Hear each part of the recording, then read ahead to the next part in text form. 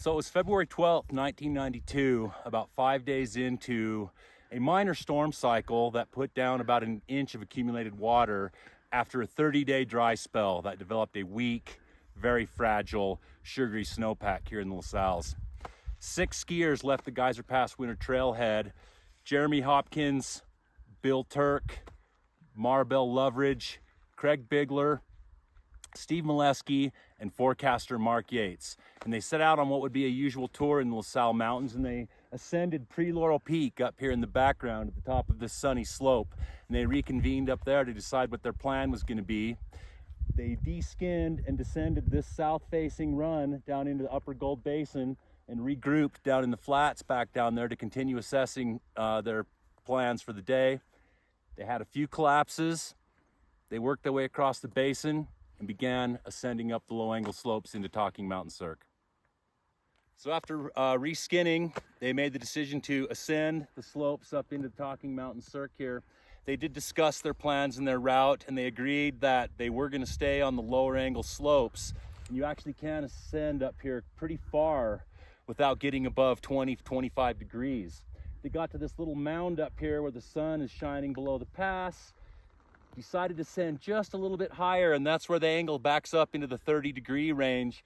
Steve Molesky was in the lead, and they were all pretty much in a line, and they took a pattern to the left and headed towards that rock outcropping, and that's when they felt a collapse. They turned and looked at each other, and everyone confirmed they had heard it. They turned around and looked back up and saw an avalanche coming down on them, subsequently triggering another avalanche. And basically one started right at the pass there, and another one came down from these rocks over on the left, and the two slides converged and buried all 6 participants in the party. When the dust cleared, so to speak, Steve Molesky found himself near the surface, or partially unburied, and he was able to extricate himself from the debris and quickly look around and didn't see anything on the surface of the snow. He pulled out his beacon, did a quick beacon search, and dug up Mark Yates within 10-15 minutes and found him unresponsive with no pulse and no breathing, and immediately began CPR. He was doing CPR for several minutes when he heard a noise or looked down slope and saw another figure partially visible on the surface.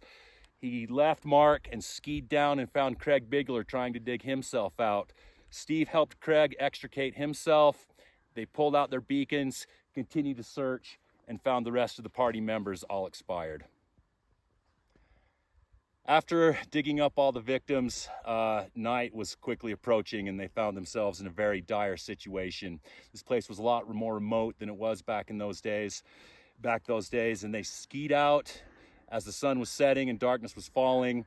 They had to drive back down into Moab, got there well after dark, and reported what had happened to the Grand County Sheriff. They started assembling a rescue team. A storm moved back in, created more dangerous avalanche conditions, put down several more inches or up to a foot of new snow. They had to do avalanche mitigation efforts to make the place safe for rescuers to come in, and it took several days to come back in and recover the bodies of the victims.